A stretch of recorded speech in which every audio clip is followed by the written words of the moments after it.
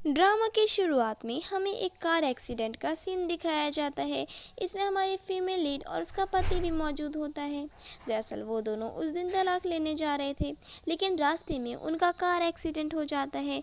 लेकिन उनकी कहानी यहीं ख़त्म नहीं होती। उनका रीबर्थ उसी समय में हो जाता है जब वो स्कूल में थे और एक दूसरे से प्यार करते थे। इस बार उन्हें अपनी पिछली ज़िंदगी के बारे में सब कुछ याद होता है। इसके बाद लिली हमें उनकी पिछली ज़िंदगी की कहानी बताने लगती है। जब स्कूल टाइम से ही लिली और जी एक दूसरे से प्यार करते थे और इसीलिए उन्होंने शादी भी कर ली। लेकिन शादी के बाद उनकी ज़िंदगी में बहुत सारी परेशानियां आ गई थी।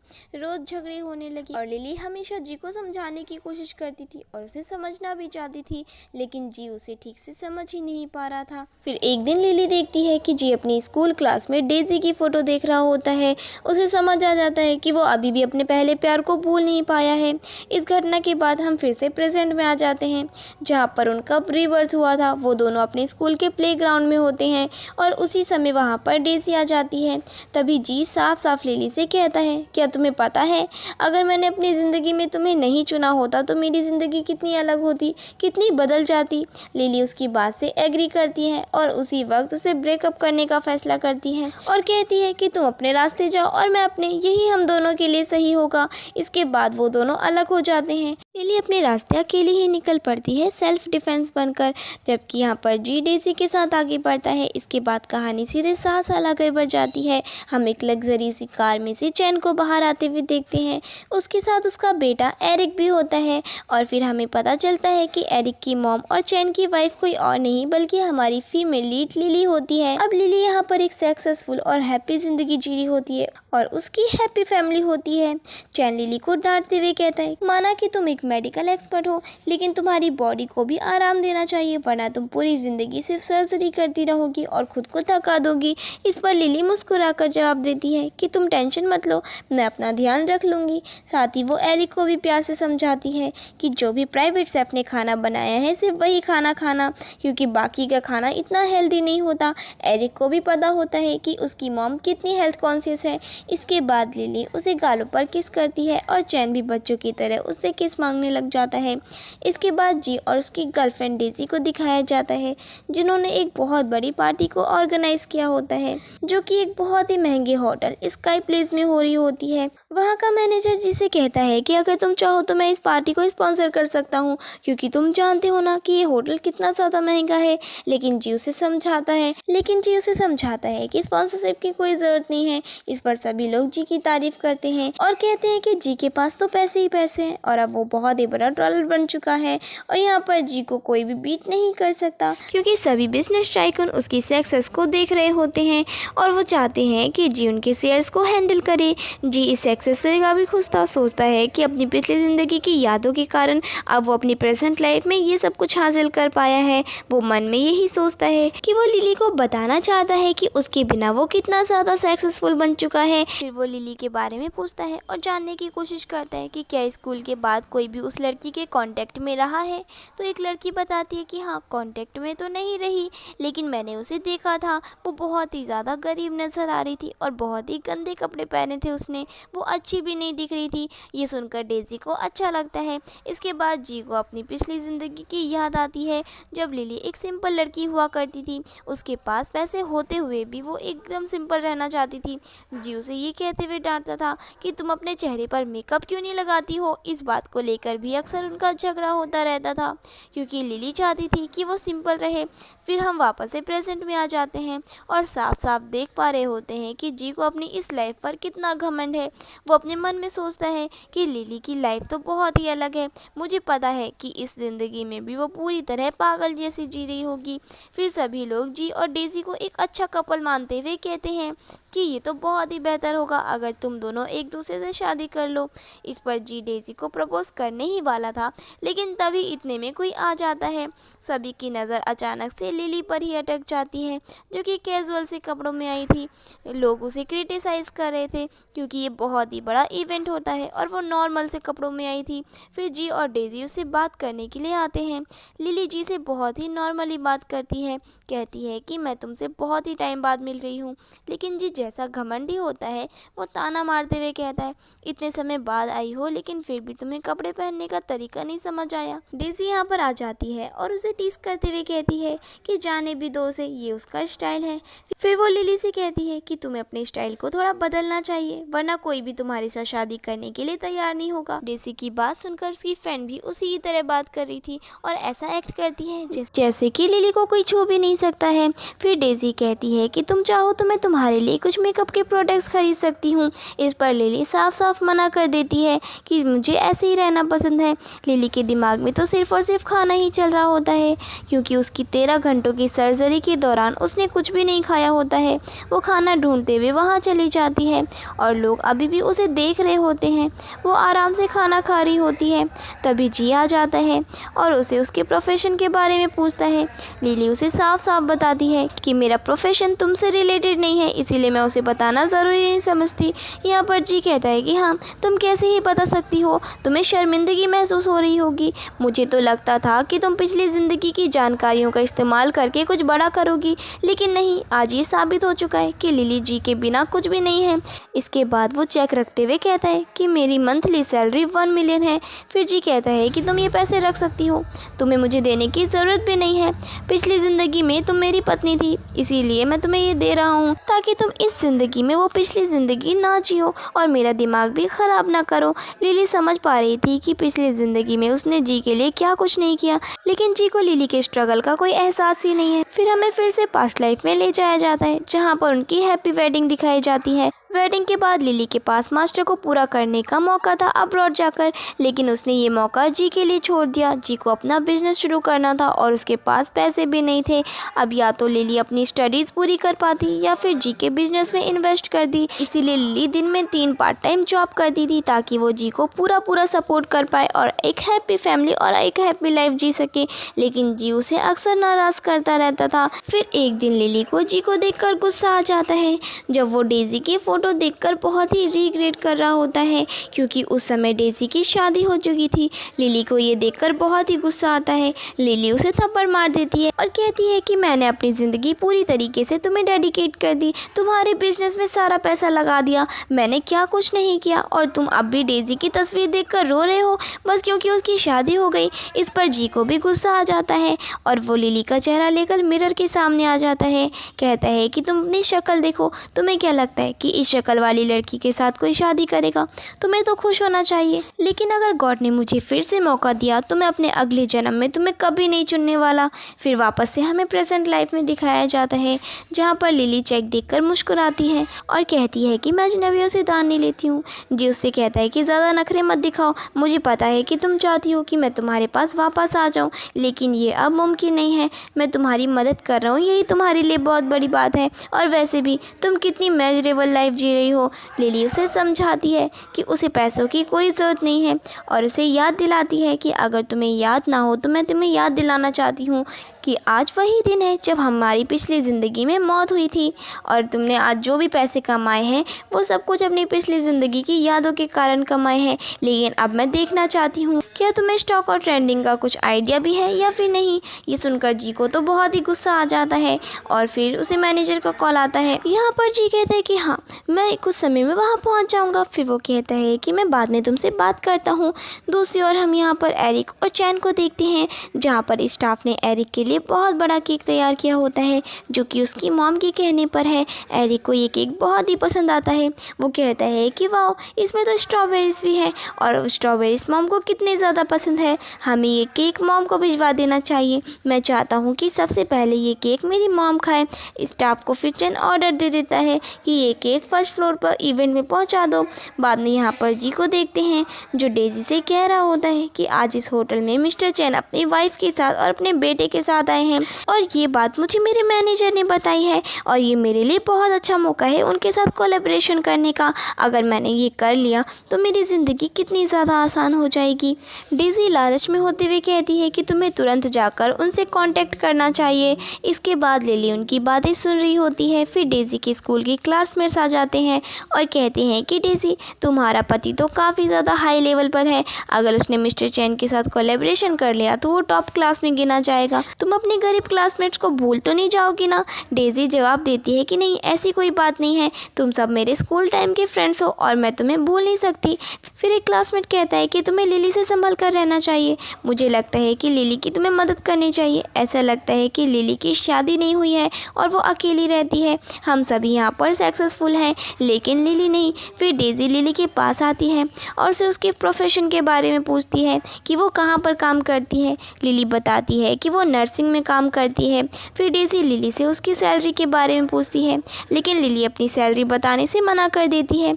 इस पर डेज़ी उसे क्रिटिसाइज़ करने लगती है। यहाँ पर उसकी क्लासमेट कहती है कि तुम्हें ज़रा भी शर्म आती है, यहाँ पर जी ने लगभग डेज़ी से शादी करने का फैसला कर लिया है और तुम उसके साथ यहाँ खड़ी होकर हंस हंस के बातें कर रही थी, तुम्हें तो शर्म आनी चाहिए। लिली जवाब देती है कि लगता है तुम्हें चश्मा लगाना चाहिए क्योंकि तुम्हें ठीक से दिखाई नहीं दे रहा, हम में से कोई भी हंसकर बात नहीं कर रहा था और वैसे भी मैं जी के पास नहीं गई थी, वही मेरे पास आया था।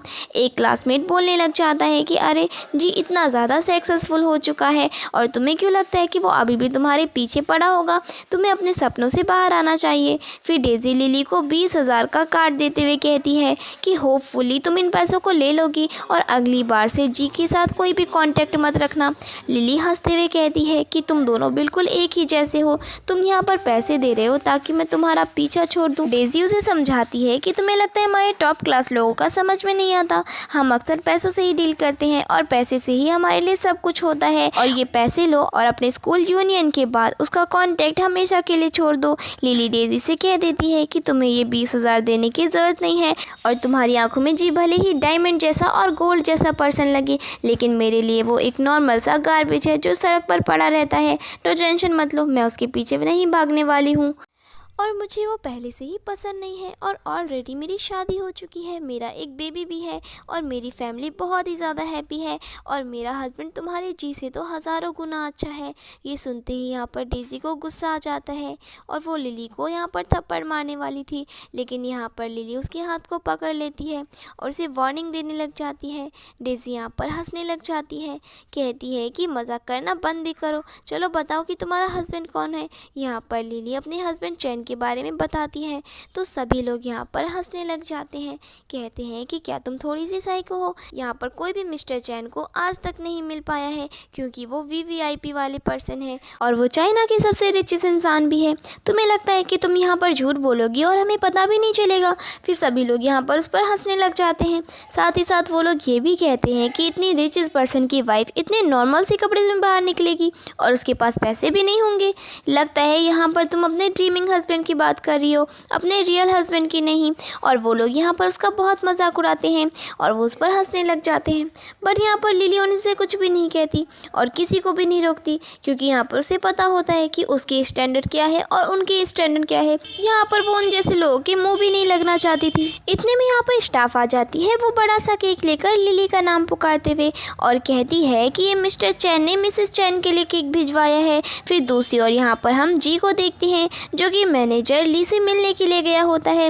मैनेजर ली बोलता है कि तुम्हें टेंशन लेने की ज़रूरत नहीं है, मैंने यहाँ पर सारी चीज़ों को ऑर्गेनाइज करके रख दिया है, जैसे यहाँ पर मिस्टर चैन बाहर निकलेंगे तो मैं तुम्हें इशारा कर दूंगा और तुम उनसे ऐसे मिलना जैसे तुम एक्सीडेंटली उनसे मिल रहे हो और ये सारी चीज़ें पहले से ही प्री प्लान नहीं थी। और तो यहाँ पर मैनेजर से वार्निंग भी देता है कि देखो हो सकता है कि मिस्टर चैन के साथ उनकी वाइफ मिसेस चैन भी हो, तो फिर बेहतर होगा कि अगर तुम मैडम से दूरी बना कर रखो क्योंकि लास्ट टाइम मैडम की टकरार यहाँ पर किसी से गलती से हो गई थी तो यहाँ पर मिस्टर चैन ने उस इंसान को छोड़ा तक नहीं था और उस इंसान की कंपनी बैंकरप्ट हो गई थी। जी कहता है कि लेकिन मैंने मैडम को आज तक नहीं देखा, तो मैनेजर बोलता है कि टेंशन मत लो, मैं किसी से पूछताछ करके उनकी तस्वीर तुम्हें भिजवा दूंगा, तब तक तुम यहाँ पर इंतज़ार कर सकते हो। दूसरी ओर हम वापस से उस पार्टी वाले इवेंट में पहुँच जाते हैं जहाँ पर स्टाफ उस केक को लेकर आ रही थी और वो सभी के सभी लोग उसके कॉस्ट्यूम को नोटिस करते हैं क्योंकि वो स्टाफ ने जो ड्रेसअप किया होता है वो वीवीआईपी वाले स्टाफ को ही मिला जाता है,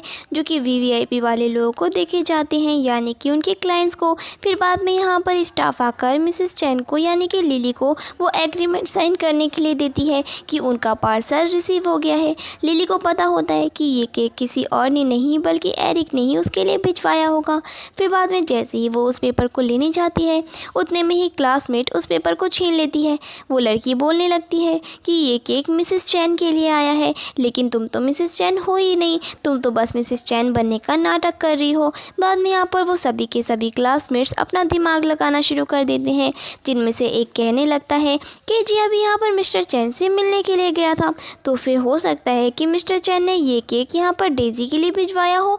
फिर वो लोग वो स्लिप होता है वो डेजी को दे देते हैं, जहाँ पर डेजी बड़ी खुश हो जाती है और उनके हाँ में हाँ मिलाने लग जाती है। बाद में यहाँ पर लिली डेजी को वार्निंग देती है, कहती है कि सोच लो इस कार्ड पर मेरा नाम लिखा हुआ है, साइन करने के बाद कंसिक्वेंसेस को तुम बैन नहीं कर पाओगी। सभी लोग यहाँ पर हंसने लग जाते हैं, कहते हैं कि लिली तुम्हें यहाँ पर मेंटल हॉस्पिटल जाने की ज़रूरत है, कहीं तुम वहाँ पर भर्ती तो नहीं हो। और वो लोग बहुत ही ज़्यादा हंस रहे थे। फिर बाद में यहाँ पर डेजी उसे समझाती है कि देखो तुम अपना नाटक यहाँ पर बंद कर सकती हो। लिली कहती है कि तुम्हें जो करना है करो, मेरी एनर्जी मैं तुम पर वेस्ट नहीं करना चाहती हूँ, लेकिन मैं बता दूँ और तुम्हें वार्न भी कर दूँ कि यहाँ पर इस साइन करने के बाद तुम्हारी लाइफ नॉर्मल लाइफ नहीं रह पाएगी। और यहाँ पर डेजी बिना कुछ सोचे समझे साइन कर देती है। डेजी सभी से बोलने लग जाती है कि ये केक तो बहुत ही ज़्यादा बड़ा है, मैं इसे अकेले ख़त्म नहीं कर पाऊंगी, तो तुम सभी लोग मेरी हेल्प ज़रूर करना।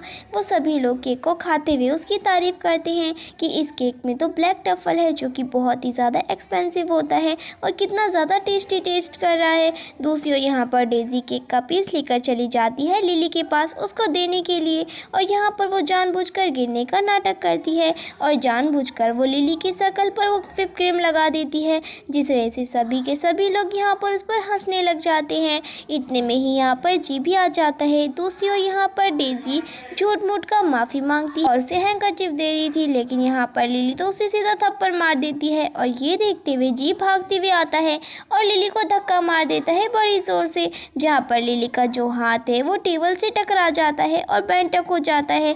फिर बाद में यहाँ पर सभी लोग डेजी की साइड लेने लग जाते हैं और लिली के अगेंस्ट हो जाते हैं और बोलने लग जाते हैं कि डेजी ने तो कुछ भी नहीं किया, वो तो सिर्फ उसकी हेल्प करने की कोशिश कर रही थी, पर लिली ने बिना मतलब का डेजी को थप्पड़ मारा। यहाँ पर लिली उन सभी को बोलने लग जाती है कि इस रियूनियन में तो मुझे आना ही नहीं चाहिए था, 7 साल हो चुके हैं और मुझे लगा था कि तुम सभी अब सुधर चुके होगे और अच्छे इंसान बन गए होंगे, लेकिन मैं गलत थी। मैं यहाँ पर कुछ बोल नहीं रही हूँ तो इसका मतलब ये नहीं कि मुझ पर तुम सब हंसे जाओगे और मुझे क्रिटिसाइज करते जाओगे, मुझे भी उल्टा जवाब देना आता है। पर क्या है ना, मैं अपना टाइम तुम पर वेस्ट नहीं करना चाहती हूँ। अच्छा होता अगर मैं यहाँ पर आज आती नहीं। और यहाँ से वो जाने लगती है, पर यहाँ पर गुस्से में आकर जी उसका हाथ जोर से पकड़कर उसे रोक देता है और कहता है कि जाने से पहले तुम यहाँ पर डेजी से माफ़ी मांग कर जाओगी। लिली यहाँ पर माफ़ी मांगने से साफ साफ मना कर देती है, कहती है कि माफ़ी मैं उससे बिल्कुल भी नहीं मांगने वाली, मेरी गलती होती तो भी नहीं मानती, और वैसे भी ये गलती तुम्हारी वाइफ डेजी की है, उसकी वजह से ये सब कुछ हो रहा है, तो फिर उससे कहो कि वो सबसे पहले मुझसे माफ़ी मांगे।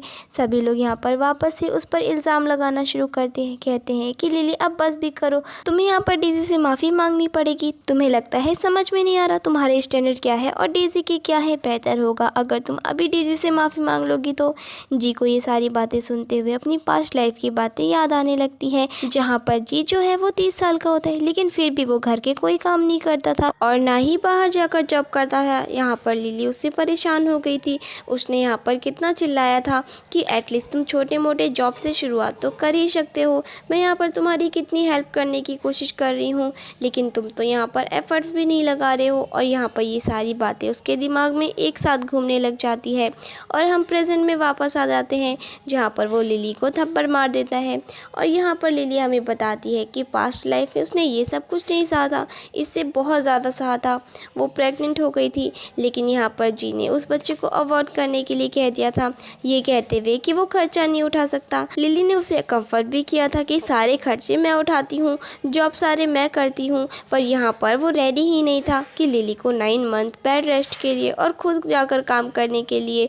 इस वजह से पास्ट लाइफ में लिली को अपने बच्चे को अवॉइड करना पड़ा, जहाँ पर वो उस बेबी को बहुत ज़्यादा चाहती थी। यहाँ पर हम वापस से प्रेजेंट में आ जाते हैं, जहाँ पर वो जी को सुनाना शुरू कर देती है और उसे साफ साफ कह देती है कि देखो, यहाँ पर मैंने प्रीवियस लाइफ में तुम्हारे लिए क्या कुछ नहीं किया और इस लाइफ में ऑलरेडी तुमने वो सारी चीज़ें एक्वायर कर ली है, तो बेहतर होगा अगर हम वापस से एक दूसरे से ना मिले तो। और इतना कहकर वो वहाँ से जाने लग जाती है। लेकिन जब वो जा रही होती है तो उनमें से एक क्लासमेट उसे धक्का मार के नीचे गिरा देता है। कहता है कि तुम ऐसे नहीं जा सकती, तुमने यहाँ पर जी को और डेजी को बदनाम करने की कोशिश की है और हम तुम्हें इतनी आसानी से जाने दें? हम सभी को मिलकर तुम्हें सबक सिखाना ही पड़ेगा। और यहाँ पर जी भी उसके हाँ में हाँ मिलाने लग जाता है।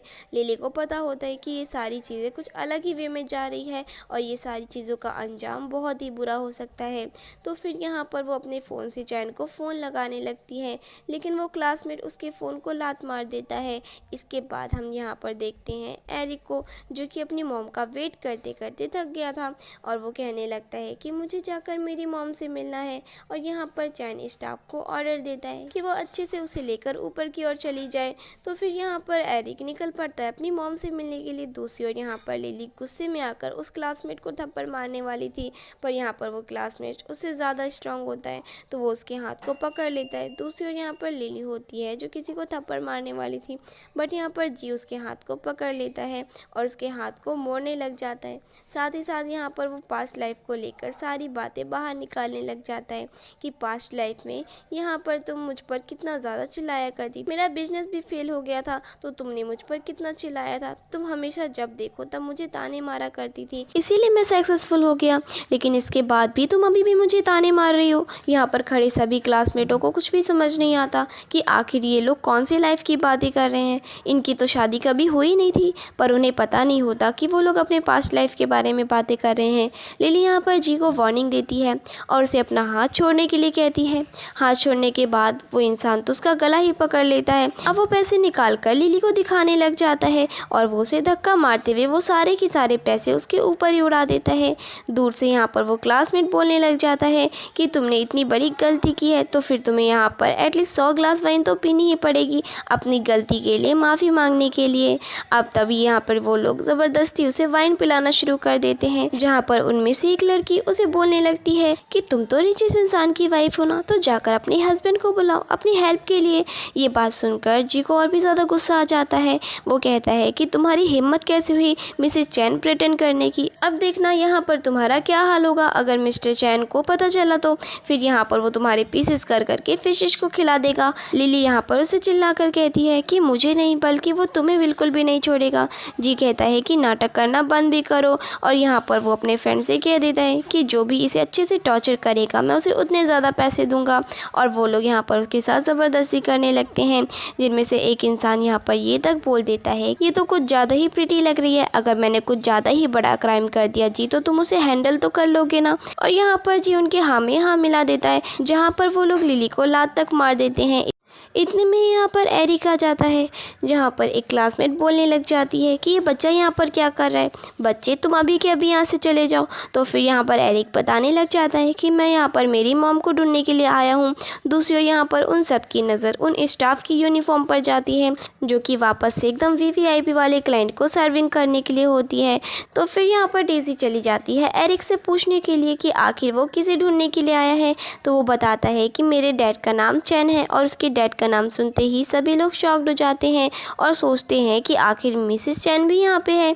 और बाद में एरिक देख लेता है अपनी मॉम को, तो वो तुरंत ही यहाँ पर लिली के पास भाग जाता है उसे मॉम बुलाते हुए। सभी लोग यहाँ पर शॉक्ड हो जाते हैं। एरिक यहाँ पर अपनी मॉम की ऐसी हालत को देखकर बहुत ही टेंशन में आ जाता है और पूछता है कि आखिर आपको बुली कौन कर रहा है, पर उसकी मॉम उसे फिक्र करने से मना करती है। तो फिर एरिक चिल्ला चिल्ला कर पूछने लग जाता है कि किसकी इतनी हिम्मत हुई, और यहाँ पर सभी क्लासमेट जी के ऊपर नाम लगा देते हैं। तो फिर यहाँ पर एरिक जी को मारने के लिए निकल पड़ता है और यहाँ पर जी उसे धक्का मार देता है और लिली यहाँ पर चिल्ला पड़ती है। जी कहता है कि क्यों, ये वर्कर्स तुम्हारी फ्रेंड होगी ना और तुमने इन्हें नाटक करने के लिए बोला होगा, इस वजह से यहाँ पर तुम्हें क्या लगता है कि मैं तुम्हारी बातों में आ जाऊँगा और विश्वास कर लूँगा कि तुम मिस्टर चैन की वाइफ हो, तो ऐसा होने वाला बिल्कुल भी नहीं है। और यहाँ पर डेजी भी उसे वार्निंग देती है कि क्या पता ये बच्चा सच में मिस्टर चैन का हो, लेकिन यहाँ पर जी बोलने लगता है कि पॉसिबल ही नहीं है, मिस्टर चैन का बच्चा यहाँ पर लिली को कैसे पहचानता होगा, और लिली यहाँ पर मिस्टर चैन की वाइफ तो हो ही नहीं सकती। यहाँ पर एरिक बड़ी ज़ोर से चिल्लाकर बोलता है कि तुम एक बैड पर्सन हो और मेरे डैडी तुम्हें बिल्कुल भी नहीं छोड़ने वाले हैं। यहाँ पर लिली से वो बोलने लग जाता है कि आखिर तुम कौन से छोटे एक्टर को यहाँ पर लेकर आई हो। लिली बताती है कि वो उसका खुद का बेबी है। जी बोलने लग जाता है कि अब सब कुछ मैं समझ गया, ये बच्चा तुम्हारा हो ही नहीं सकता। तुम यहाँ पर इस बच्चे को जानबूझकर लाई हो और तुमने ये सारी चीज़ें से सिखाई है ताकि यहाँ पर आकर ये सारी चीज़ें बोले और तुम मुझे यहाँ पर गिल्टी फील करवाओ कि पास्ट लाइफ में हमारे पास बेबी नहीं था और तुम मुझे जेलस फील करवा पाओ। तो ऐसा होने वाला बिल्कुल भी नहीं है। यहाँ पर एरिक जी पर गुस्सा करने लग जाता है। तो दूर से यहाँ पर लिली बोलने लग जाती है कि जाने दो, अपनी एनर्जी इनके ऊपर वेस्ट मत करो, हमें कभी भी ऐसे लोगों की तरह नहीं बनना चाहिए। एरिक यहाँ पर सभी से कहने लग जाता है कि मेरे डैड कहते हैं कि मेरी मॉम पूरे वर्ल्ड की सबसे ब्यूटीफुल मॉम है, भले यहाँ पर वो अच्छे से ड्रेसअप ना हुई हो तो इसमें क्या हुआ। लिली यहाँ पर एरिक को समझा रही होती है कि ड्रेसअप होने से कोई अमीर नहीं बन जाता, कोई भी इंसान अपने टैलेंट और अपनी पर्सनैलिटी की वजह से आगे बढ़ पाता है। अच्छे कपड़े पहनकर कोई भी अपनी पर्सनैलिटी को छुपा नहीं सकता। और यहाँ पर वो एरिक को लेकर जाने लगती है, पर जी यहाँ पर सभी फ्रेंड्स को बोल देता है उसे रोकने के लिए। जी यहाँ पर उसे कहता है कि नहीं, मैं तुम्हें यहाँ से नहीं जाने देने वाला जब तक कि तुम मुझे यहाँ पर कोई क्लियरेंस नहीं दे दोगी। लिली यहाँ पर साफ साफ बता देती है कि वो यहाँ पर जी को क्लियरेंस देने के लिए बिल्कुल भी नहीं आई है। जी कहता है कि अब बस भी करो, मुझे अच्छे से पता है ना ही तुम्हारी शादी हुई है और ना ही ये तुम्हारा बेबी है। तुम एक छोटे चाइल्ड एक्टर को लेकर आई हो ये सारी की सारी पट्टी पढ़ाकर ताकि तुम मुझे जेलस फील करवा पाओ। और वैसे भी हम 7 साल तक रिलेशनशिप में थे, इसके बाद ब्रेकअप करने के बाद तुम इतनी इजी मूव ऑन नहीं कर सकोगी, ये चीज़ तो पॉसिबल ही नहीं है। लिली यहाँ पर साफ साफ बोल देती है कि देखो वो मेरी पर्सनल लाइफ है और मैं मेरी पर्सनल लाइफ को यहाँ पर तुम जैसे इंसान के साथ डिस्कस करना बिल्कुल भी नहीं चाहती हूँ। एरिक यहाँ पर अपनी मॉम से बोलने लग जाता है कि आखिर ये अंकल इतने वियर्ड क्यों हैं और ये ऐसी ऐसी बातें क्यों कर रहे हैं कि मैं आपका बेबी नहीं हूँ। यहाँ पर लिली उसे समझाने लग जाती है कि वो इंसान एक वियर्ड पर्सन है और साइको है, तुम्हें उसकी बातों को नहीं सुनना चाहिए। एरिक बोलता है कि हमें जाकर डैडी से मिलना चाहिए। वो लोग जा रहे होते हैं पर वापस से वो उन्हें रोक लेता है। जी कहता है कि अब तुम ऐसे मानने वाली बिल्कुल भी नहीं हो और यहाँ पर वो अपने फ्रेंड को इशारा करता है और वो लोग ज़बरदस्ती एरिक को दूसरे रूम में ले जाते हैं। और यहाँ पर लिली के कहने पर भी वो लोग नहीं रुकते। इतने में ही डेजी को उसकी मॉम का कॉल आ जाता है जो उसे उसके डैड के बारे में बताने लग जाती है कि तुम्हारे डैड की हालत काफ़ी ज़्यादा ख़राब हो गई है और यहाँ पर इमरजेंसी में सर्जरी करनी ही पड़ेगी, लेकिन यहाँ पर मिसेस ली ही है जो उनकी जान बचा सकती है और कोई दूसरा अगर उनकी सर्जरी करेगा तो उनके जीने के चांसेस बहुत ही कम हो सकते हैं। लिली यहाँ पर जी को वार्निंग दे रही होती है कि वो सचमुच मिस्टर चैन का बच्चा हो सकता है, तुम उसके साथ ये सब नहीं कर सकते, तुम्हें पता भी है उनकी रेपुटेशन कितनी ज़्यादा बड़ी है। जी कहता है कि हाँ, मुझे मिस्टर चैन के बारे में तो सब कुछ पता है कि वो अपनी वाइफ और अपने बेटे से कितना ज़्यादा प्यार करते हैं और उन्हें कितना ज़्यादा प्रोटेक्ट करके रखते हैं, लेकिन मैं तुम्हें ये भी बता देना चाहता हूँ कि अगर तुम उसकी वाइफ प्रिटेंड कर रही हो बनने का तो याद रखना वो तुम्हें बिल्कुल भी नहीं छोड़ने वाले। लिली कहती है कि ये वार्निंग तो मुझे तुम्हें देनी चाहिए और तुम्हें समझना चाहिए कि मैं ही मिस्टर चैन की वाइफ हूँ। जी कहने लगता है कि ठीक है, 3 मिनट में यहाँ पर मेरे साथ मिसेस चैन की फ़ोटो आ जाएगी, फिर हम सभी को पता चल जाएगा कि आखिर उनकी रियल वाइफ कौन है। दूसरी ओर हम यहाँ पर चैन को देखते हैं जो अभी भी उन दोनों का इंतज़ार कर रहा होता है। उसे समझ नहीं आता कि आखिर ये लोग क्यों नहीं आ रहे हैं। इतने में ही स्टाफ आकर उस स्लिप को उसे दिखा दे लग जाती है। यहाँ पर चैन जो है वो सिग्नेचर को देखकर काफ़ी कंफ्यूज हो जाता है, कहता है कि ये किसके सिग्नेचर है। तो स्टाफ बताने लग जाती है कि वो औरत तो कह रही थी कि वही मिसेस चैन है और यहाँ पर चैन को बहुत ही ज़्यादा गुस्सा आता है। दूसरी ओर यहाँ पर एरिक चिल्ला चिल्ला कर दरवाज़ा खोलने के लिए कह रहा था बट वो क्लासमेट दरवाज़ा खोलने के लिए रेडी ही नहीं था। वो कहता है कि टेंशन मत लो, कुछ ही समय में तुम्हें यहाँ से जाने देंगे। और अचानक से यहाँ पर एरिक के हाथ में पेन होने लग जाता है। वो वहीं पर अपना हाथ ज़ोर से प्रेस करते हुए बेहोश होने लगता है। अपनी मॉम को बुलाते हुए वो क्लास में डर के मारे वहाँ से भाग जाता है। लिली यहाँ पर कह रही होती है कि मैं किसी से भी शादी करूँ, इससे तुम्हारा क्या मतलब। जी कहता है कि मतलब बनता है क्योंकि तुमने प्रीवियस लाइफ में मेरी पूरी लाइफ बर्बाद करके रख दी थी मुझसे शादी करके। लिली को समझ नहीं आ रहा होता कि आखिर लिली ने उसकी लाइफ कैसे बर्बाद की थी। और हमें वापस से पास्ट का सीन दिखाया जाता है जहाँ पर जी को 1 मिलियन का लोन चाहिए होता है और यहाँ पर वो लिली से लोन मांगने के लिए आ जाता है क्योंकि उसके सर पर ऑलरेडी 2 मिलियन का डेट विड्रॉ होता है, यानी कि जो कि उसे रीपे करना था उसके क्रेडिट्स को। लेकिन यहाँ पर लिली उसे समझाने की बहुत कोशिश करती है कि 1 मिलियन इन्वेस्ट करके भी वो हार नहीं वाला है, पर यहाँ पर जी उस पर गुस्सा करने लग जाता है। फिर हमें वापस से प्रेजेंट का सीन दिखाया जाता है। लिली यहाँ पर उसे बोलने लग जाती है कि तुम मुझे छोड़ो और मेरे बच्चे को वापस लौटा दो। इतने में ही यहाँ पर वो क्लास क्लासमेट भागते हुए आता है और ये सारी चीज़ें उसे बता देता है।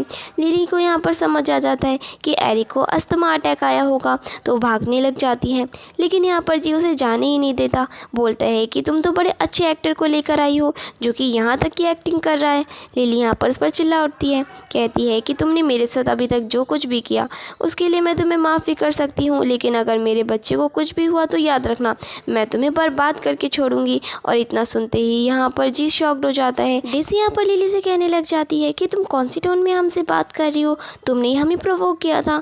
दूसरी ओर यहाँ पर जी को यकीन नहीं होता कि वो सच में लिली का ही बच्चा है और यहाँ पर उसे बिलीव नहीं हो रहा था। लिली से वो बोलने लग जाता है कि तुमने मुझे धोखा दिया है, तुमने मुझसे पास्ट लाइफ में कहा था कि तुम मुझसे लव करती हो और सिर्फ मुझसे और मेरे साथ फैमिली की शुरुआत करना चाहती हो, लेकिन यहाँ पर तुमने किसी और के साथ में शादी करके बच्चा भी पैदा कर लिया। लिली को यहाँ पर समझ नहीं आ रहा था कि ये इंसान क्या थोड़ा सा पागल है, पास्ट लाइफ की बातें ये अभी क्यों निकाल रहा है। और वैसे भी यहाँ पर ये दोनों अपने अपने रास्ते को ऑलरेडी डिसाइड कर लिए थे, तो अब ये सारी बातें क्यों बाहर निकाल रहा है। लिली कहती है कि मुझे तुम्हारे साथ डिबेट करने की कोई ज़रूरत नहीं है, मैं जा रही हूँ अपने बच्चे को देखने के लिए। बट वापस से यहाँ पर वो उसे रोक लेता है और उसके हाथ को मोड़ने लग जाता है। लिली यहाँ पर उसे बहुत रिक्वेस्ट करती है, साथ ही साथ उसे वार्निंग भी देती है चैन को लेकर, बट यहाँ पर जी उसकी बातों को सुनने के लिए रेडी ही नहीं था। दूसरी ओर यहाँ पर डेज़ी होती है जो कंफ्यूज हो रही थी कि आखिर ये लोग कौन से पास्ट लाइफ के बारे में बात कर रहे हैं। लिली यहाँ पर जी को समझाने की कोशिश कर रही थी कि डेज़ी को ध्यान से देखो, प्रेजेंट में वो तुम्हारी वाइफ है, तुम्हें उसके साथ रहना चाहिए, ना कि मेरे पीछे पड़े रहना चाहिए। फिर भी यहाँ पर जी उसकी बात सुनने के लिए रेडी ही नहीं था, तो यहाँ पर वो सभी से कहने लग जाती है कि जो भी यहाँ पर एरिक को मेरे पास लेकर आएगा मैं उसे मुँह मांगी कीमत देने के लिए रेडी हूँ। बट यहाँ पर जी के डर के कारण कोई भी एरिक को लेने जाता ही नहीं है।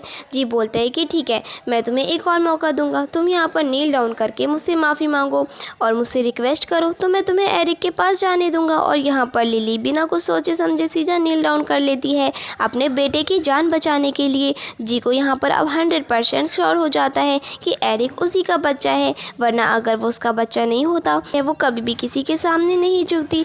और बाद में यहाँ पर वो जाने लगती है तो यहाँ पर डेज़ी उसे जानबूझकर पैर मार देती है और फिर उसके ऊपर वाइन का गिलास गिरा देती है, जिस वजह से वो वाइन के ग्लास के पीसेस उसके हाथ में लग जाते हैं। और यहाँ पर हम देखते हैं चैन को जो कि लिफ्ट में होता है और यहाँ पर वो कॉल लगा देता है मैनेजर को और सारे के सारे सिक्योरिटी गार्ड को अरेंज करने के लिए बोल देता है, ये कहते हुए कि शायद से मेरी वाइफ मुसीबत में हो सकती है।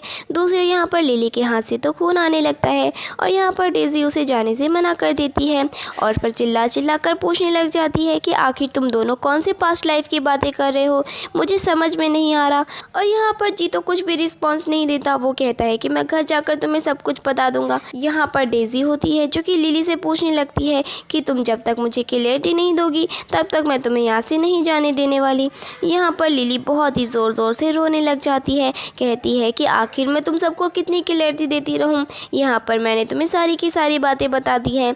डेज़ी को यहाँ पर शक होने लगता है, यहाँ पर मैंने तुम्हें सारी की सारी बातें बता दी है। डेज़ी को यहाँ पर शक होने लगता है कि क्या पता तुम दोनों 7 साल से एक दूसरे के कांटेक्ट में हो मुझे बिना बताए। लिली कहती है कि ऐसा कुछ भी नहीं है।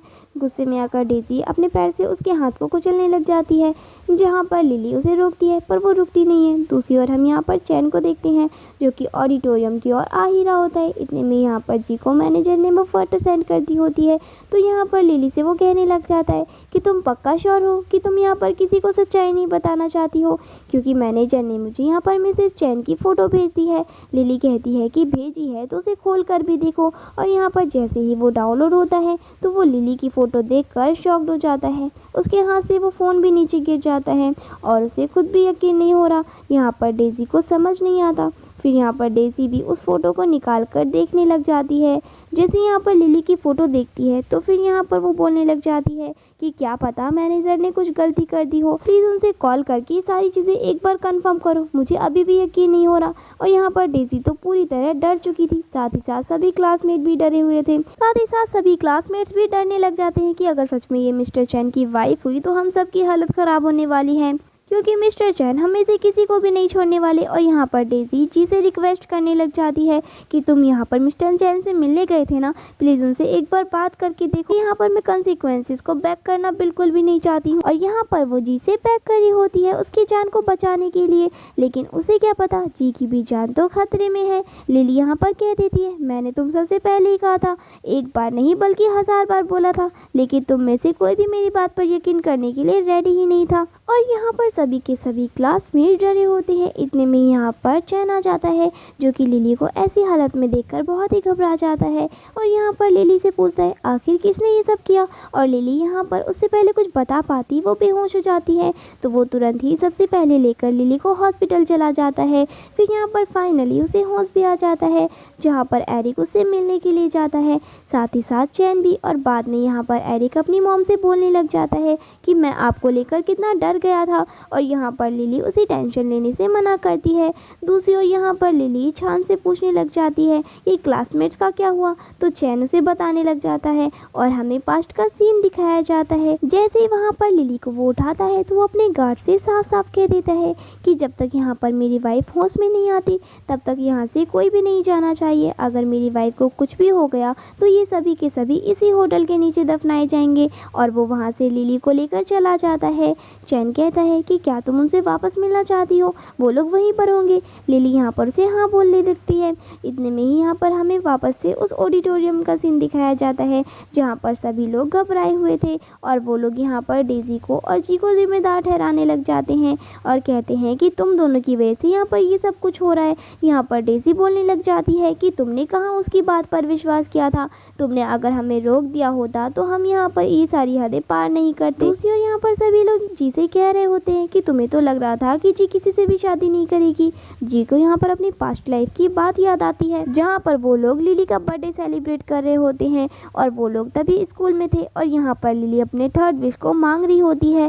पहली विश की उसकी शादी सिर्फ और सिर्फ जी के साथ होकर रहेगी, दूसरी विश की जी को एक क्यूट सा बेबी देगी और तीसरी विश कि उन तीनों की लाइफ बहुत ही अच्छे से जाएगी। जी यहाँ पर बोलने लग जाता है कि तुम बार बार बच्चे के बारे में क्यों बात करती हो। तभी यहाँ पर लिली ने उसे बताया था कि उसे बच्चों से कितना ज़्यादा लगाव है और यहाँ पर वो अपनी एक हैप्पी फैमिली बनाना चाहती है। फिर वापस से हम यहाँ पर प्रेजेंट में आ जाते हैं और इतने में ही यहाँ पर उन दोनों की एंट्री होती है जहाँ पर उन दोनों को देखकर सभी डरने लग जाते हैं। फिर बाद में यहाँ पर चैन अपनी वाइफ को चेयर देता है बैठने के लिए। उन दोनों के यहाँ पर आते ही सभी क्लासमेट्स नील डाउन करने लग जाते हैं और माफ़ी मांगकर सारा इल्ज़ाम डेजी और जी के ऊपर लगाने लग जाते हैं। यहाँ पर चैन सभी को शांत करता है, बोलता है कि देखो मैं यहाँ पर बिना मतलब का किसी को भी सज़ा नहीं देने वाला हूँ, मैं उसे ही सज़ा दूंगा जिसने मेरी वाइफ को बुली किया है। और बाद में यहाँ पर वो स्लीव दिखाने के लग जाता है जिसके अंदर सिग्नेचर किया होता है डेजी ने। और यहाँ पर वो पूछने लग जाता है कि आखिर कौन है वो जिसमें इतनी हिम्मत थी कि जिसने मेरी वाइफ के बदले यहाँ पर सिग्नेचर कर डाला। फिर बाद में यहाँ पर सभी लोग डेजी का नाम बताने लग जाते हैं और साथ ही साथ हर एक इंसिडेंट के बारे में बताने लगते हैं जो कि उस समय हुआ था, वो केक वाली चीज़ को भी लेकर। चैन कहने लगता है कि बहुत अच्छा, अब तुम लोग मेरी मदद करोगे, जैसा उसने यहाँ पर लिली के साथ में किया वैसे ही 100 टाइम्स गुना और उससे ज़्यादा बुरा तुम इसके साथ करोगी। और वो सभी लोग यहाँ पर डेजी को सताने के लिए चले जाते हैं। दूसरी तरफ यहाँ पर चैन चला जाता है जी के पास, जहाँ पर जी तो काफ़ी ज़्यादा घबराया हुआ था। चैन यहाँ पर जी से बोलने लग जाता है कि सबसे पहले तो मैं तुमसे थैंक यू बोलना चाहता हूँ, अगर तुमने लिली के साथ ब्रेकअप नहीं किया होता तो आज मेरी लिली वाइफ नहीं बनती। जहाँ पर चैन बड़ी ज़ोर से उसे पीटने लगता है और यहाँ पर लिली भी वाइन का गिलास लेकर आ जाती है और उसके फेस पर गिराने लगती है। यहाँ पर डेजी बीच में आ जाती है और लिली को समझाती है, कहती है कि आखिरकार जी के साथ वैसा कैसे कर सकती है, जी तुम्हारा एक्स बॉयफ्रेंड है, कम से कम उस बारे में तो सोचो, तुम यहाँ पर अपनी इस स्टेटस का गलत इस्तेमाल कर रही हो और हमें बुली कर रही हो। लिली कहती है कि अच्छा तो बुली वाली चीज़ तुम मुझे सिखाओगी, कुछ समय पहले तुमने जो मेरे साथ किया उसे बुली नहीं कहते तो क्या मजाक समझूं मैं। यहाँ पर फिर जी लिली से माफ़ी मांगने लगता है उसे माफ़ करने के लिए। लिली कहती है कि ठीक है, मैं भी तुम्हें एक और चांस देना चाहती हूँ। और यहाँ पर लिली जी को नील डाउन करके बार बार बो डाउन करने के लिए कहती है, तब तक जब तक कि लिली सेटिफाइज ना हो जाए। और यहाँ पर जी बोलने लगता है कि ये कुछ ज़्यादा ही नहीं हो जाएगा। तो चैन कहता है क्या तुम चाहती हो कि मैं ये मैटर अपने हाथ में ले लूँ। तो यहाँ पर वो चुपचाप रह जाता है। साथ ही साथ यहाँ पर लिली डेजी को भी ये काम करने के लिए बोलती है। डेजी उसे कहने लगती है कि तुम लिमिट्स क्रॉस कर रही हो। चैन उससे कहता है कि लिमिट्स क्रॉस तुम कर रही हो मेरी वाइफ से इस तरह बात करके। और यहाँ पर वो दोनों मिलकर बो डाउन करना शुरू कर देते हैं। और लिली बाद में यहाँ पर बाकी के क्लासमेट्स को देखने लगती है जिन्होंने उसे बुली किया होता है, और वो सभी लोग खुद ब खुद यहाँ पर नील डाउन करते हैं और कहते हैं कि हम तुम्हारे बिना बोले ही बो डाउन करने के लिए रेडी हैं। बाद में यहाँ पर लिली उन सभी से कह देती है कि उन्हें बो डाउन करने की ज़रूरत नहीं है, मैं बस तुम्हें एक और मौका देने के लिए आई हूँ, जो कि बहुत अच्छा चांस है। मैं तुम्हें एक दिन का मौका दे रही हूँ, पैकिंग वैकिंग करो और यहाँ से निकल जाओ और नेक्स्ट टाइम चाइना में मैं तुम्हें देख ना लूँ, वरना तुम्हें पता है ना कि मैं पूरी दुनिया से तुम्हें गायब कर सकती हूँ। और यहाँ पर वो सभी के सभी घबरा जाते हैं। बाद में यहाँ पर जी लिली से पूछने लग जाता है कि आखिर तुमने मुझसे प्यार करना क्यों बंद किया। लिली यहाँ पर उसे याद दिलाती है कि स्कूल टाइम की बात याद है ना, जिस दिन तुमने मुझसे ब्रेकअप किया था, और हम दोनों को पता है कि तुमने मुझसे ब्रेकअप उस दिन क्यों किया था। उसी दिन से मैं यहाँ पर तुमसे लव करना भूल चुकी थी। और तो और तुम्हें पास्ट की बातें तो अच्छे से याद होगी, जहाँ पर मैंने तुम्हारे लिए क्या कुछ नहीं किया, लेकिन कभी भी तुम्हें मेरे एफर्ट्स नज़र ही नहीं आए। और उसी टाइम तुमने कह दिया था कि अगर तुम्हें सेकेंड चांस मिला तो भी तुम मेरा साथ देना बिल्कुल भी नहीं चाहोगे। ये सेकंड चांस जितना तुम्हारे लिए अच्छा था, उससे ज़्यादा ये सेकंड चांस मेरे लिए अच्छा था, जो कि गॉड ने मुझे दिया था, और मैं अपनी इस गलती को वापस कभी दोहराना नहीं चाहूँगी। फिर बाद में यहाँ से वो चैन के साथ चली जाती है। इतने में यहाँ पर डेज़ी को उसकी मॉम का कॉल आ जाता है, जो कि रोने लग जाती है क्योंकि उसके डैड को इमरजेंसी वार्ड में भर्ती कर दिया जाता है, क्योंकि उनकी कंडीशन और भी ज़्यादा ख़राब हो गई थी, और अगर सर्जरी नहीं मिल पाई तो उसके डैड की जान तुरंत जा सकती है। बाद में यहाँ पर डेज़ी और जी भागते हुए आ जाते हैं, जहाँ पर वो कहता है कि आपने सर्जरी की शुरुआत क्यों नहीं की। आंटी यहाँ पर बताने लग जाती है कि हम सर्जरी की शुरुआत उस टॉप डॉक्टर के बिना नहीं कर पाते, जिसके बारे में मैंने डेज़ी को सुबह ही बताया था, बट यहाँ पर वो डॉक्टर है ही नहीं। फिर यहाँ पर जी आंटी को टेंशन लेने से मना करता है और कहता है कि मैं अभी यहाँ पर डॉक्टर से बात कर लेता हूँ और उसका पता लगा लेता हूँ कि आखिर वो कहाँ पर है। फिर डॉक्टर से बात करने के बाद आंटी को खुशखबरी देने जाता है कि डॉक्टर के बारे में हमें पता चल गया है और वो यहाँ पर सेंट्रल हॉस्पिटल में है। मैं जाकर उन्हें मनाता हूँ और तुरंत यहाँ पर उन्हें लेकर आ जाता हूँ। आप दोनों को टेंशन लेने की ज़रूरत नहीं है। इसके बाद यहाँ पर जी डेज़ी को लेकर सेंट्रल हॉस्पिटल चला जाता है। उसे कहता है कि तुम यहीं पर उतर जाओ, मैं गाड़ी को पार्क करके आता हूँ, और वो वहाँ से कार लेकर चला जाता है। इतने में यहाँ पर एक और लग्जरी सी कार आती है, जो कि यहाँ पर डेज़ी की ड्रीम कार होती है। तो यहाँ पर वो फटाक से जाकर छुप जाती है, क्योंकि इस कार में से लिली और चैन बाहर आते हैं। यहाँ पर चैन लिली को इंस्ट्रक्शन दे रहा होता है कि ध्यान रखना, पानी से अपना हाथ दूर ही रखना और ज़्यादा काम मत करना। वैसे भी यहाँ पर तुम्हें बहुत ही रेस्ट की ज़रूरत है, पर फिर भी मैं तुम्हें यहाँ पर हॉस्पिटल आने दे रहा हूँ। बाद में यहाँ पर वो उसे फॉरहेड पर किस करके चला जाता है, जहाँ पर डेज़ी भी लिली के पीछे पीछे जाती है। बाद में यहाँ पर वो जाकर लिली से बात करने लग जाती है, पर लिली उसे इग्नोर कर रही थी, जहाँ पर वो उसे कहती है क्यों अब तुम मुझसे बात भी नहीं करना चाहती हो। लिली कहती है कि क्यों तुम चाहती हो कि मैं वापस से तुम्हें बो डाउन करवाऊँ, और यहाँ पर डेज़ी कुछ बोल ही नहीं पाती। फिर बाद में वो उससे कहने लगती है कि देखो लिली, ऐसे भी तुम्हारे पास सिर्फ एक ही पोजीशन है, वो मिस्टर चैन की वाइफ बनकर रहना। उससे ज़्यादा तुमने कर ही क्या लिया है, ना जाने तुमने उसे कैसे सेड्यूस किया होगा। यहाँ पर लिली उसे कुछ रिस्पॉन्स नहीं करती और धीरे धीरे उसकी ओर बढ़ती जाती है, जहाँ पर डेज़ी डर के मारे पीछे जा रही थी और खुद ब खुद ही गिर जाती है। और इतने में ही वहाँ पर जी आ जाता है, जो कि डेज़ी को इग्नोर करके लिली को बुलाने लग जाता है। डेज़ी को यहाँ पर गुस्सा आ जाता है और वो यहाँ पर उसे सुनाना शुरू कर देती है कि आखिर यहाँ पर लिली में इतनी कौन सी खास बात है। वैसे भी तुम दोनों का ब्रेकअप बहुत पहले ही हो गया था। लिली यहाँ पर हर समय तुम्हारे पीछे ही पड़ी रहती थी, पर अच्छा ही हुआ कि तुमने यहाँ पर उससे ब्रेकअप कर लिया, क्योंकि ये लड़की बहुत ही ज़्यादा बुरी है। सबसे पहले इसने तुम्हें सेड्यूस किया, उसके बाद यहाँ पर चैन को। फिर यहाँ पर ये बात सुनते ही लिली डेज़ी को सीधा थप्पड़ लगा देती है, और तभी लिली यहाँ पर डेज़ी को समझाने लगती है कि देखो तुमने ये सारी चीज़ें एक्सेप्ट कर ही ली है कि यहाँ पर मेरा हस्बैंड तुम्हारे हस्बैंड से 1000 गुना अच्छा है। इनके बीच में मैं कंपैरिजन करना भी नहीं चाहती हूँ, क्योंकि दोनों में ज़मीन आसमान का फ़र्क है। और अगर तुम ये कह रही हो कि मैंने मेरे हस्बैंड को सेड्यूस किया है, तो भूल जाओ, तुम्हारे बीच का रिलेशन एक बिजनेस रिलेशन हो सकता है, लेकिन हमारे बीच रियल लव है, जो कि तुम्हारे बीच बहुत ही जल्दी ख़त्म होने वाला है। यहाँ पर डेज़ी को गुस्सा आ जाता है और वो जी से कहती है कि ये मुझे इतना ताना मार रही है, लेकिन तुम यहाँ पर उसे कुछ बोल भी नहीं रहे हो। जी यहाँ पर उसकी साइड नहीं लेता, उसे बस इतना कहता है कि भूलो मत हम यहाँ पर हॉस्पिटल क्यों आ रहे हैं, तो बेहतर होगा अगर हम अपना काम करके चुपचाप यहाँ से बिना टाइम वेस्ट किए निकल जाए। तो बाद में यहाँ पर वो डेज़ी को लेकर चला जाता है। फिर इसके बाद यहाँ पर वो लोग लिफ्ट में जाते हैं, तो फिर लिली भी आती है। डेज़ी कहती है कि तुम मेरा पीछा कर रही हो। लिली कहती है कि तुम भूल रही हो मैं यहीं पर काम करती हूँ। डेज़ी कहती है कि हाँ हाँ मैं भूल ही गई थी, क्या तुम यहाँ पर साफ़ सफाई वाला काम करती हो या फिर एक छोटी मोटी सी नर्स हो। यहाँ पर फिर जी डेज़ी को कुछ ज़्यादा बोलने से मना करता है। लिली यहाँ से जा रही होती है तो डेज़ी तो लिली को धक्का मार के वहाँ से चली जाती है, जहाँ पर जी माफ़ी मांगते हुए चला जाता है। यहाँ पर डेज़ी लाइन को ब्रेक करके अंदर जा रही होती है, जहाँ पर नर्स उसे रोकती है और कहती है क्या तुम्हें चश्मा लगा हुआ है, क्या तुम्हें दिखाई नहीं देता, लगता है तुम गलत हॉस्पिटल में आ गई हो। डेज़ी उसे बताती है कि हमारा अपॉइंटमेंट है और वो नर्स उसे बताती है कि लाइन में खड़े रहो, इतनी लंबी लाइन लगता है तुम्हें दिखाई नहीं दे रही। यहाँ पर से लिली तो चली जाती है। तो फिर डेज़ी उसे बोलती है कि वो लड़की यहाँ से चली गई। वो नर्स बोलती है कि हाँ, तो फिर क्या वो लाइन में लगेगी यहाँ पर काम करने के लिए, और सभी लोग यहाँ पर डेज़ी पर हंसने लग जाते हैं। दूसरी ओर यहाँ पर बहुत इंतज़ार करने के बाद फाइनली उसका लास्ट नंबर आ ही जाता है, तो फिर नर्स उन्हें उस रूम में भेज देती है। बाद में यहाँ पर वो लोग अंदर जाते हैं, जहाँ पर वो लोग लिली को देखकर शॉक्ड हो जाते हैं। फिर यहाँ पर डेज़ी बोलती है कि तुम यहाँ पर क्या कर रही हो, तो लिली यहाँ पर अपना आईडी कार्ड दिखाती है और यहाँ पर फिर वो बोलने लगती है कि ठीक है मुझे यहाँ पर डॉक्टर प्रोफेशनल से मिलना है। लिली कहती है कि देखो ये मेरा कैबिन है, मैं यहाँ पर बैठी हूँ, तो तुम्हें यहाँ पर मुझसे ही बात करनी पड़ेगी, तुम लोग भूल गए हो कि मैं मेडिकल डिपार्टमेंट पे थी। यहाँ पर डेज़ी से बोलने लग जाती है कि अब बस भी करो, मैं तुम्हें पहले ही बता रही हूँ यहाँ पर मेरे डैड की जान खतरे में है, और यहाँ पर अगर तुमने मेरे डैड की जान के साथ खिलवाड़ करने की कोशिश की तो याद रखना मैं तुम्हें नहीं छोड़ूंगी। अभी की अभी यहाँ पर डॉक्टर को बुलाओ वरना तुम देख लेना। और तो और यहाँ पर वो उसका गला पकड़ने लगती है, जहाँ पर लिली को डेज़ी की बातों को कुछ समझ ही नहीं आ रहा होता, और यहाँ पर लिली सिक्योरिटी गार्ड को बुला देती है, ये कहते हुए कि यहाँ पर कोई साइको क्लाइंट आ चुके हैं।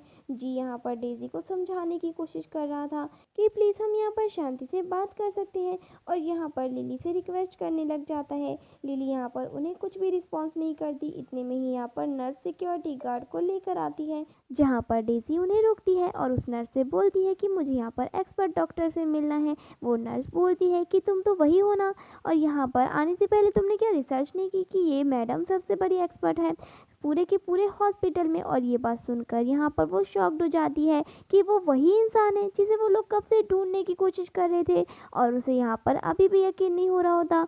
दूसरी ओर यहाँ पर जी डेज़ी के डैड की कंडीशन यहाँ पर लिली को एक्सप्लेन करना शुरू कर देता है, ताकि यहाँ पर लिली उनकी मदद कर पाए, और कहता है कि अगर तुम उसके डैड की जान बचाओगी तो तुम्हें जितने भी पैसे चाहिए उतने पैसे मैं तुम्हें देने के लिए तैयार हूँ। लिली यहाँ पर बोलने लगती है कि देखो मैं डॉक्टर हूँ और मैं उतना ही फीस चार्ज करती हूँ जितना हॉस्पिटल मुझे कहती है, मैं यहाँ पर एक्स्ट्रा रिश्वत लेने के लिए नहीं बैठी हूँ। और रही बात इस सर्जरी की, तो ये सर्जरी मैं नहीं करने वाली। यहाँ पर डेज़ी बोलने लग जाती है कि तुम जानबूझकर ये सब कुछ कर रही हो ना, मेरे साथ हमसे बदला लेने की कोशिश कर रही हो ना। लिली यहाँ पर उसे अपना हाथ दिखाती है, लगता है तुम भूल चुकी हो, तुम ही थी जिसने मेरे हाथ पर अपना पैर डालकर कुचला था, वो भी उन सभी क्लासमेट्स के बीच में।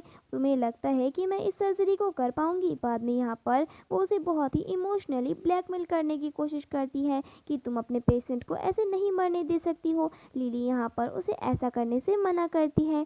यहाँ पर डेज़ी बहुत ही गुस्सा करती है, बट यहाँ पर जी सिचुएशन को बड़े अच्छे से हैंडल करने की कोशिश करता है, क्योंकि उन्हें मदद की ज़रूरत थी। पर यहाँ पर फिर वो उसे रिक्वेस्ट करता है कि प्लीज़ तुम अपने किसी पहचान वाले डॉक्टर से बात कर सकती हो जो कि तुम्हारी ही तरह एक्सपर्ट हो। यहाँ पर बाद में लिली उनके केस को देखने लग जाती है, जहाँ पर वो साफ साफ बता देती है कि कोई और डॉक्टर सर्जरी भी कर लेगा तो भी तुम्हारे डैड 2 साल से ज़्यादा नहीं जी पाएंगे। और डेज़ी को लग रहा था कि वो जानबूझकर ऐसा सब कुछ बोल रही है। वो गुस्से में आकर यहाँ पर उस पर चिल्लाने लग जाती है। लिली कहती है कि देखो सुनना है तो मेरी बातों को सुनो, और मैं सर्जरी बिल्कुल भी नहीं करने वाली हूँ, क्योंकि मेरा हाथ अभी फ़िलहाल ठीक नहीं है और इस सर्जरी में बारीकी की ज़रूरत है जो मैं नहीं कर पाऊँगी। बाद में यहाँ से जी डेज़ी को लेकर चला जाता है, जहाँ पर डेज़ी खुद बोलती है कि मुझे इस लड़की से सर्जरी नहीं करवानी है। और उसके बाद यहाँ पर हम देखते हैं कि उसके डैड गुजर चुके थे। यहाँ पर डेजी को बहुत ही गुस्सा आ रहा था लिली के ऊपर। जी यहाँ पर उसे मॉरल सपोर्ट देने के लिए आता है, तो लेकिन डेजी उस पर चिल्ला उठती है कि जब देखो तब तुम यहाँ पर लिली के बारे में ही बातें किए जा रहे हो, और वो उस पर चिल्लाने लग जाती है। जी भी यहाँ पर गुस्से में आकर उसे थप्पड़ मार देता है और कहता है कि आखिर कब तक तुम इन सब का ब्लेम उस पर डालती रहोगी। तुम्हारी वजह से उसका हाथ खराब हुआ है, उस हाथ खराब होने की वजह से उसने तुम्हारे डैड की सर्जरी नहीं की, फिर भी तुम उसी को ब्लेम कर रही हो। यहाँ पर डेजी उसे याद दिलाती है कि वो उसकी वाइफ है, उसे उसके साथ तमीज से बात करनी चाहिए। यहाँ पर जी एज वेल पहले जैसे ही इंसान होता है, और वो सारा का सारा ब्लेम जिसे लास्ट टाइम लिली के ऊपर उतारता था, इस टाइम पर डेजी के ऊपर उतार रहा होता है कि अगर तुमने मुझे सेड्यूस नहीं किया होता तो फिर मैं आज यहाँ पर लिली के साथ होता और मेरी लाइफ पहले की जैसी अच्छी की अच्छी होती, इस तरह बिगड़ती नहीं। फिर जी यहाँ पर साफ साफ डिवोर्स के लिए बोल देता है। डेजी यहाँ पर हंसने लग जाती है, कहती है कि तुम्हें क्या लगता है डिवोर्स के बाद यहाँ पर लिली तुम्हारे साथ आ जाएगी? जरा अपनी आंखें खोल कर देखो, वो मिस्टर चैन की वाइफ है, वो कभी भी उसे नहीं छोड़ सकती है। जी कहता है कि हाँ मुझे पता है, लेकिन एटलीस्ट मैं उस इंसान के साथ नहीं रहना चाहता हूँ जो कि तुम्हारे जैसा हो। और यहाँ पर वो उस पर चिल्ला उठता है। बाद में यहाँ पर जी चला जाता है लिली से मिलने के लिए, जहाँ पर लिली से बात करना चाहता था, लेकिन यहाँ पर लिली उससे कुछ बात नहीं करना चाहती थी। तो फिर यहाँ पर वो सिर्फ उससे उसका 5 मिनट मांगता है और कहता है कि प्लीज़ मेरी लाइफ का एक सवाल है, और यहाँ पर वो उससे माफ़ी मांगना शुरू कर देता है। तो यहाँ पर लिली कहती है कि माफ़ी ही मांगनी है तो फिर मैं यहाँ पर तुम्हें माफ़ करने के लिए बैठी नहीं हूँ, तुम यहाँ से जा सकते हो। और यहाँ से जब वो जाने लगती है तो जी उसकी पास्ट लाइफ के बारे में कुछ बताने लगता है कि आखिर पास्ट लाइफ में ये सारी की सारी गलती उसी की थी। यहाँ पर उसने ही लिली को हल्के में ले लिया था और उसके मिसअंडरस्टैंडिंग की वजह से ये सब कुछ हो रहा है। अगर यहाँ पर जी को एक और मौका मिलेगा तो वो ये सारी चीज़ों को बदल देगा। लिली यहाँ पर उसे बताने जाती है कि ये सारी चीज़ें अब बोलकर क्या फ़ायदा, पास्ट लाइफ में तुमने कह दिया होता, पास्ट लाइफ में ही हमने एफर्ट लगा लिए होते तो फिर ये सारी चीज़ें आज होती ही नहीं। और वो हर एक पल को याद दिलाने लग जाती है जहाँ पर उसने उसके लिए क्या कुछ नहीं किया है।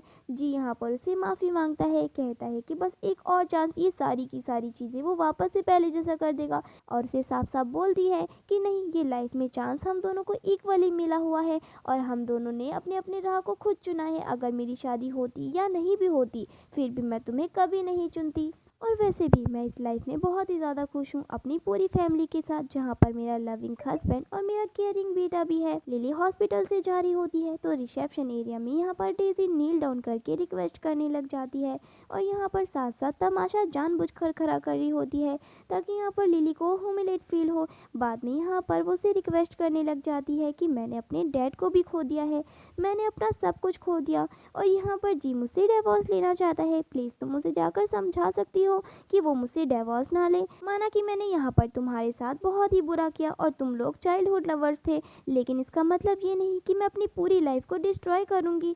यहाँ पर लिली साफ साफ उसे कह देती है कि तुम्हारे और जी के बीच में जो कुछ भी हो रहा है इससे मेरा कोई लेना देना नहीं है। अगर जी मुझे बीच में ला भी रहा है तो गलती तुम्हारी और जी की है कि ये सारी चीज़ें तुम उसे करने दे रही हो, और यहाँ पर मुझे तुम्हारे रिलेशन से कोई फ़र्क नहीं पड़ता और मैं तुम्हारी कुछ मदद नहीं कर सकती। इतना कहकर वो वहाँ से जाने लगती है, जहाँ पर गुस्से में आकर डेजी उसके ऊपर चाकू मारने वाली थी। इतने में वहाँ पर चैन आ जाता है और वो चाकू उस बेचारे के हाथ में लग जाता है। सिक्योरिटी गार्ड को बुलाकर यहाँ पर डेजी को सीधा पुलिस के हवाले करने के लिए बोल देता है और डेजी यहाँ पर लिली को धमकी देकर चली जाती है कि वो उसे छोड़ने वाली बिल्कुल भी नहीं है। फिर बाद में यहाँ पर लिली चैन का मरहम पट्टी करने लग जाती है, जहाँ पर चैन तुरंत ही उसे हक कर लेता है, ये कहते हुए कि आज तो मैंने तुम्हें खो ही दिया था। लिली यहाँ पर कहती है कि तुम्हें टेंशन लेने की ज़रूरत नहीं है, तुमने यहाँ पर मेरी जान बचाई है और मैं यहाँ पर तुम्हें और मुझे और हमारी फैमिली को कुछ भी होने नहीं देने वाली हूँ।